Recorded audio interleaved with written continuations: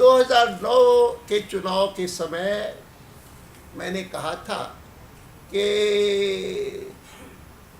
इधर उधर से जो आंकड़े मिलते हैं कि भारत में जो काला धन रहा है, वो काला धन चाहे टैक्स इवेजन के कारण आया हो किसी के पास, या काला धन अपराध के द्वारा आया हो, ड्रग बनी के द्वारा आया हो, टेररिस्ट फंड्स में से आया हो, कैसे भी आया हो, वो बहुत सारे लोग अपने यहाँ नहीं रखते, विदेशों में जाकर के जमा करते हैं।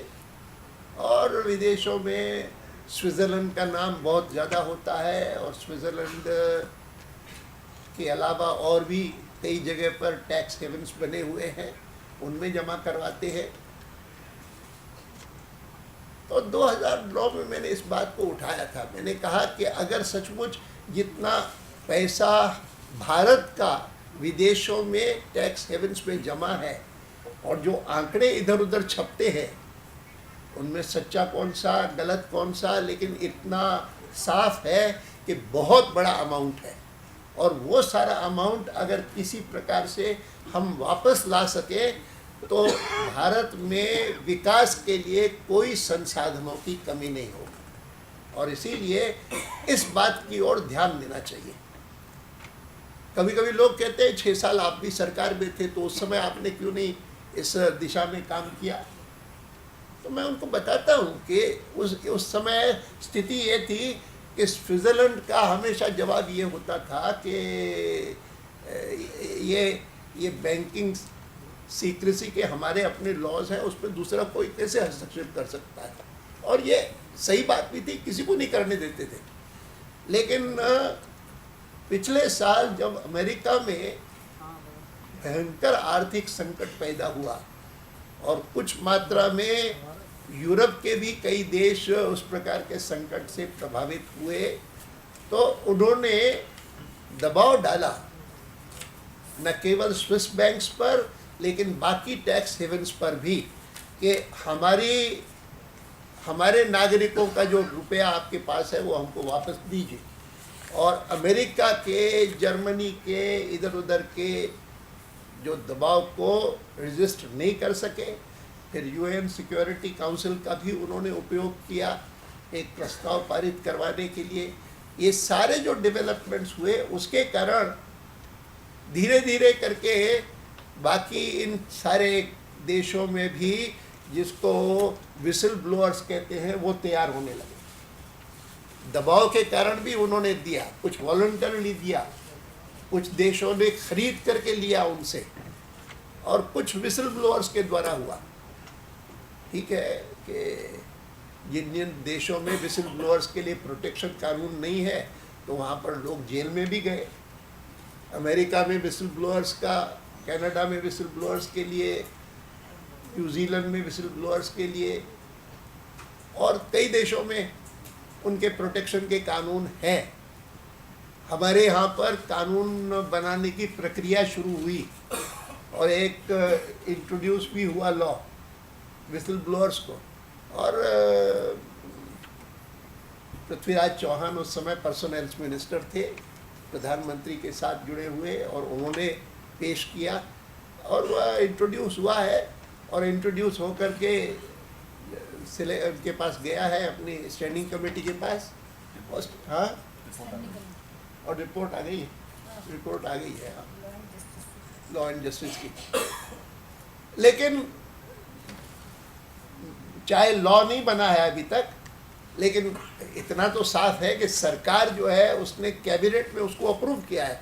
और अप्रूव करने के बावजूद जिन लोगों ने 2008 में ये जो कांड हुआ ब्राइबरी का, वोट खरीद करके और सरकार को बचाने के लिए माइनॉरिटी गवर्नमेंट को, हाँ, कैश फॉर वोट्स स्कैंडल, जो सबसे कैश फॉर वोट्स स्कैंडल जिसको कहते हैं, उसमें जिन्होंने विसल ब्लोइंग का काम किया, हमारे 3 सांसदों ने, जिनमें से 2 सांसद अब नहीं हैं, एक है, और और हमारे एक प्रमुख कार्यकर्ता ने उन लोगों को जेल में भिजवाना, विसिल ब्लोअर्स को।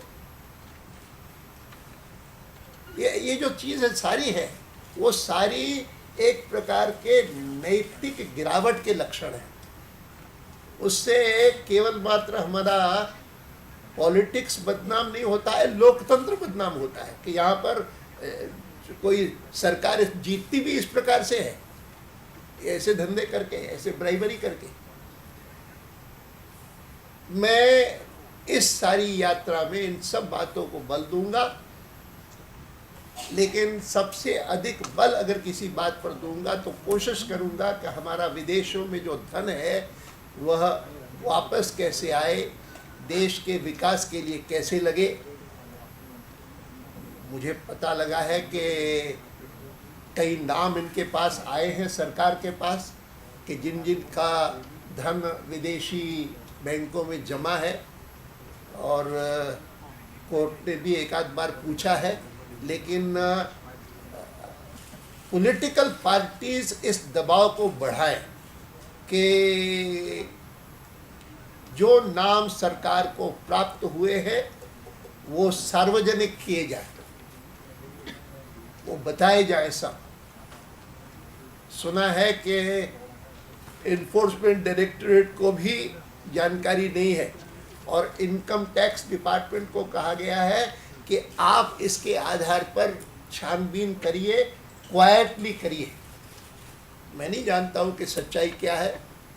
अच्छा तो ये होगा, एक बार पहले भी मैंने मांग की थी कि black money in foreign tax havens, उसके बारे में एक श्वेत पत्र प्रकाशित किया जाए तो उपयुक्त होगा कि अब तक सरकार ने क्या क्या किया है, क्या क्या कदम उठाए हैं। क्योंकि कई बार कहते रहते हैं कि हम ये कदम उठा रहे हैं, वो कदम उठा रहे हैं, और डबल टैक्सेशन ट्रीटीज की है। सुना है कि उसमें उन्होंने व्यवस्था की है कि 2012 से पहले के कोई भी नाम बताने न पड़े। मुझे नहीं पता, अच्छा होगा। हाँ,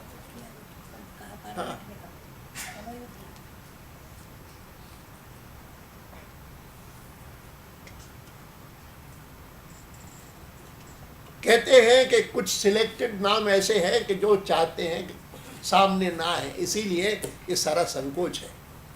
मैं नहीं जानता हूँ, इतना जानता हूँ कि कुल मिलाकर के देश में जो अनास्था पैदा हुई है वह अनास्था दूर करके भारत में बहुत गुंजाइश है। भारत स्वतंत्र जब हुआ था, जिन लोगों ने स्वतंत्रता के लिए संघर्ष किया था, खास करके अरविंद घोष जैसे, वो तो उनको लगता था कि बस एक बार अंग्रेज यहाँ से चला जाए, भारत को स्वराज्य मिल जाए, तो कुछ ही सालों में देश में गरीबी नहीं होगी, देश में अशिक्षा नहीं होगी, देश में कोई ऐसा व्यक्ति नहीं होगा जो बेघर हो, बेरोजगार हो, ये सारी बातें हो जाएंगी। लेकिन 60 साल के बाद भी अगर देश का पिछड़ापन गया नहीं है और पीछे हुए हैं, तो उसके दो कारण हैं। एक अच्छा शासन और साफ सुथरी राजनीति, ये दो चीज़ें सबसे प्रमुख हैं, और उनके लिए यह यात्रा है। और यात्रा के माध्यम से मेरा अनुभव कहता है कि बहुत बड़ा वर्ग समाज का वह राजनीतिक पार्टियों के रैलीज में नहीं आता, और हाँ, ये जो यात्रा है वो राजनीतिक पार्टी को जनता के पास ले जाती है। ऐसे गांव हैं कि जो टेलीविज़न भी नहीं देखते क्योंकि वहाँ पर बिजली नहीं, वहाँ के लोगों के पास भी यात्रा जाती है। और मुझे खुशी है कि मेरे साथियों ने जो इस बार की मेरी यात्रा की योजना बनाई है वह काफ़ी कवर कर सकेंगे, काफ़ी अच्छा। कुल मिलाकर के 38 दिन, हाँ 23 राज्यों की संख्या तो ज़्यादा है, लेकिन 38 दिन तक लगातार ये यात्रा चलेगी, और जिसमें इस बार मैं नॉर्थ ईस्ट में भी जा सकूँगा, आसाम में और अरुणाचल में। बाकी तो मुझे कहना नहीं, क्योंकि चाहूँगा कि लोकपाल प्रभावी बने। जुडिशरी में मेरा जुडिशरी से संबंध नहीं है, हमारे अरुण जेटली जी का सबसे ज़्यादा है। उन्होंने कहा कि राजनीतिक लोग बदनाम बड़े होंगे, लेकिन चिंता पैदा करती है जब भ्रष्टाचार हम जुडिशरी में देखते हैं तो वो चिंता पैदा करता है बहुत ज़्यादा। मैंने कहा मैं तो जानता नहीं, हम तो ये मानते थे कम से कम कुछ साल पहले तक तो हायर जुडिशरी के बारे में कभी कोई संदेह भी नहीं पैदा करता था। आज शायद वो स्थिति नहीं है, मैं नहीं जानता हूँ, ही नोज बेटर। बट इसीलिए उस संदर्भ में भी जो सुधार हमको चाहिए वो सुधार करने के लिए संसद में हम कोशिश करेंगे, लगातार करेंगे। इलेक्टोरल रिफॉर्म्स हमने किए हैं, अपने समय में भी किए हैं, अनेक हुए हैं, लेकिन कमी है। और ख़ास करके मनी पावर का दुरुपयोग, भ्रष्टाचार इलेक्शंस में और क्रिमिनलाइजेशन इलेक्शंस में, ये कुछ पहलू हैं जिन पहलुओं के बारे में चिंता करनी पड़ेगी। मैंने थोड़ा थोड़ा जिक्र किया है हर चीज़ का, बाकी बहुत सारा काम तो हमारे सांसदों को, हमारी संसदीय दल को और हमारे विशेषकर इन मेरे पास बैठे हुए दोनों नेताओं को, इनको बहुत कुछ काम करना पड़ेगा। आने वाले शीतकालीन अधिवेशन में इन सब पहलुओं पर जिनका मैंने जिक्र किया अभी, और जिनको कि मैं यात्रा के माध्यम से जनता तक पहुंचाने की कोशिश करूंगा, उनको संसद में हम उठाएंगे।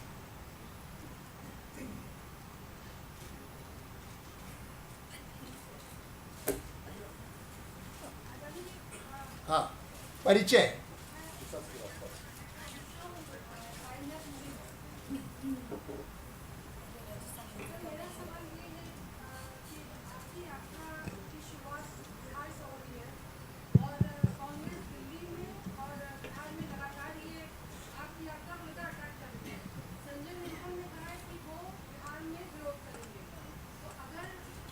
बिहार में विरोध करेंगे।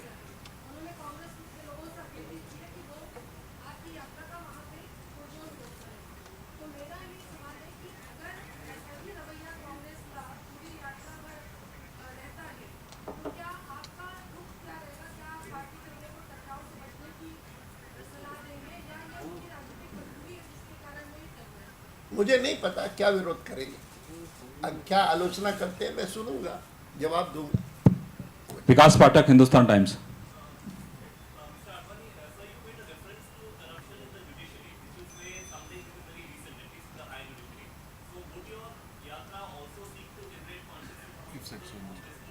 I have already said it that we even when we discussed this with the Anna Hazare team, we pointed out what we think is would be the right course to deal with corruption in the judiciary or lack of accountability in the judiciary.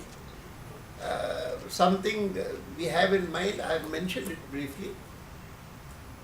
And I can say that one other factor in which the NDA governments have taken an initiative is the need to ensure that public welfare schemes of the government are implemented properly and in time, and there is no delay. And in that regard, provisions made by Madhya Pradesh and Bihar, etc., and some other, हमारी कोई और